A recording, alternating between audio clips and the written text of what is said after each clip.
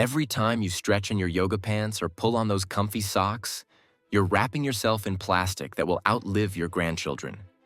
While you enjoy that perfect fit, microplastics shed with each movement, entering oceans and eventually our bodies.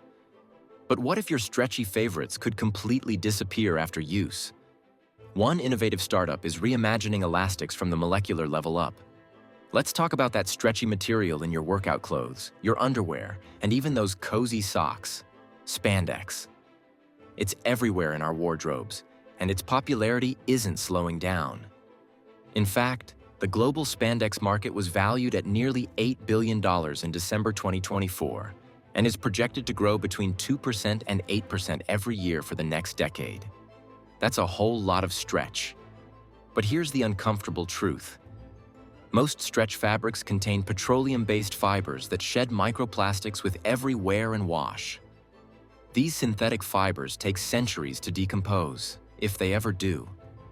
Even more concerning is that just a small amount of plastic-based stretch fiber in an otherwise natural garment can render it completely non-recyclable. That cotton t-shirt with just 5% spandex? Unfortunately, it's heading straight to the landfill when you're done with it. This is where Good Fibes enters the picture. Founded by Alexis Peña and Lauren Blake, this innovative startup is developing a truly biodegradable alternative to conventional elastics. Working out of Tufts University and Argonne National Laboratory in Illinois, they're using some fascinating science to create stretchy materials that won't harm our planet. True circularity has to start with raw materials, says Peña. We talk about circularity across many industries, but for textiles, we must address what we're using at the source. The secret to their approach lies in something called silk elastin-like proteins, or SELPs for short. These are essentially copycat proteins inspired by natural silk and elastin that can be engineered and customized for specific qualities. It's like getting the best of both worlds, silk strength and elastin stretchiness, combined into one revolutionary fiber. To understand why this approach is so promising, let's break down what makes these proteins special. Silk, which we're all familiar with, has specific amino acid sequences that give fibers incredible strength. Meanwhile, elastin, a protein found in our skin and tissues that allows them to stretch and return to shape, has a molecular structure that adds flexibility and resilience. By combining these molecular building blocks, Good Fibes is creating custom-designed proteins with properties tailored to specific textile needs.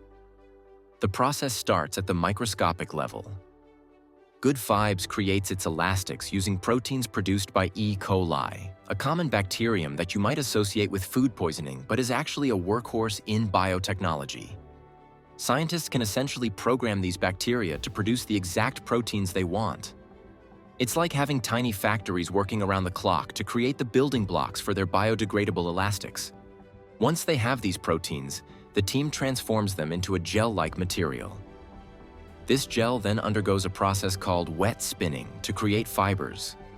These fibers can be processed into either non-woven textiles, think materials similar to felt, or into threads and yarns for woven fabrics like the ones in most of your clothes. The technology is promising, but scaling it presents significant challenges. Blake notes that to produce even a single swatch of test fabric, she needs at least 1 kilogram, about 2 pounds of microbial material. That's a lot of bacteria just to make a small piece of fabric. There's also the challenge of getting all the properties just right. The fibers must be stretchy enough to compete with spandex, durable enough to survive multiple wears and washes, and resistant to moisture in all the right ways. Blake explains that they're still working on optimizing these properties using various chemical additions to the base proteins. Because of these scaling challenges, the team is also exploring alternative protein sources. Blake is experimenting with plant-based proteins like wheat gluten, which are more readily available in larger quantities than bacteria-produced proteins. This dual approach gives them multiple pathways to success. They're not alone in facing these hurdles.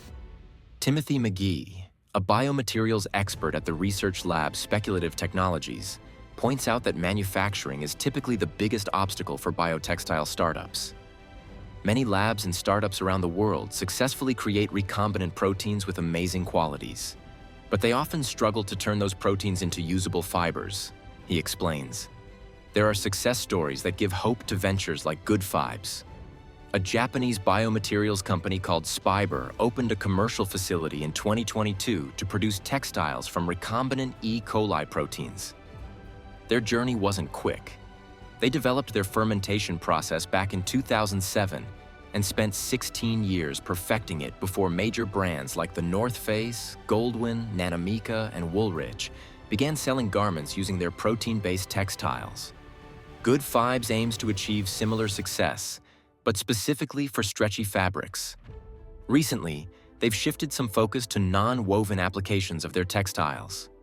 This new direction came after Peña received a $200,000 grant from the U.S. Department of Energy in 2024. When we think of non-woven materials, we might think of products like surgical masks or paper towels, but Peña envisions something different. A softer, stretchier version that's more like a lightweight felt. The grant allowed Good Fibes to purchase its first 3D bioprinter, which arrived in January. This technology will enable them to pattern non-woven swatches with precise control over the material's structure. It's an exciting step forward in their development process. McGee suggests that non-woven stretch fabric could potentially be easier to scale than woven alternatives. However, he notes an important challenge. Non-wovens are not very structural, so they're usually not very tough. The challenge Good Fibes will need to address is what level of strength and toughness, at what size and scale, can they produce, and at what cost? It's a valid concern.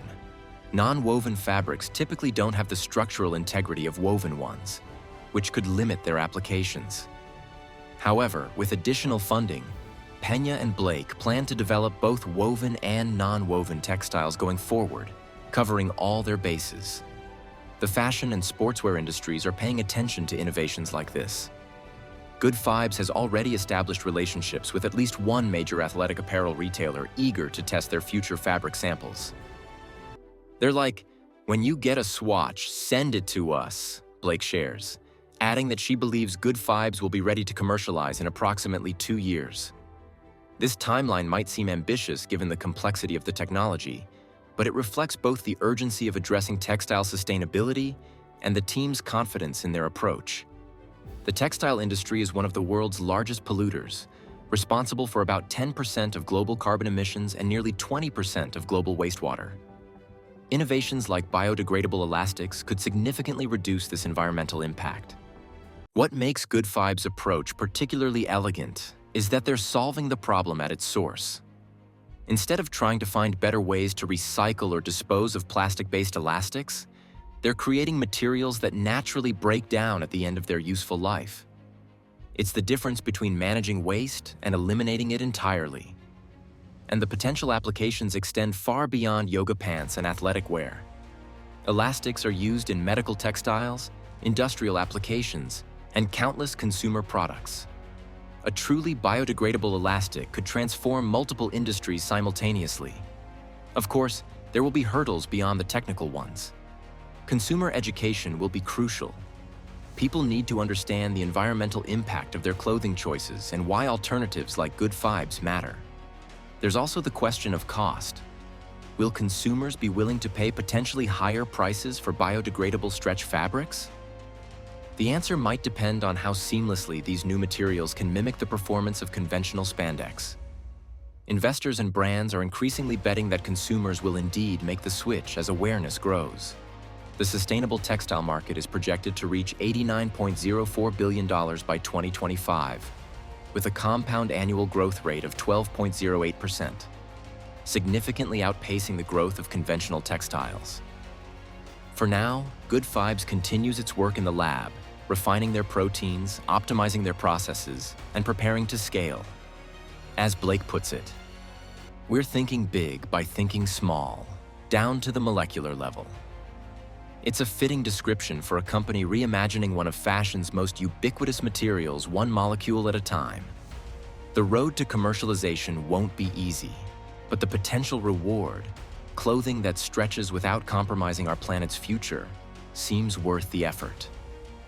If Good Fibes succeeds, your future workout gear might not only make you look good and feel comfortable, but also disappear completely when its useful life is over, leaving no trace behind. Imagine pulling on workout leggings that feel identical to your current favorites. This isn't science fiction. It's happening now in labs across America. If sustainable fashion matters to you, hit subscribe and tap that like button. Share your thoughts below on whether you'd switch to biodegradable stretchwear when it becomes available.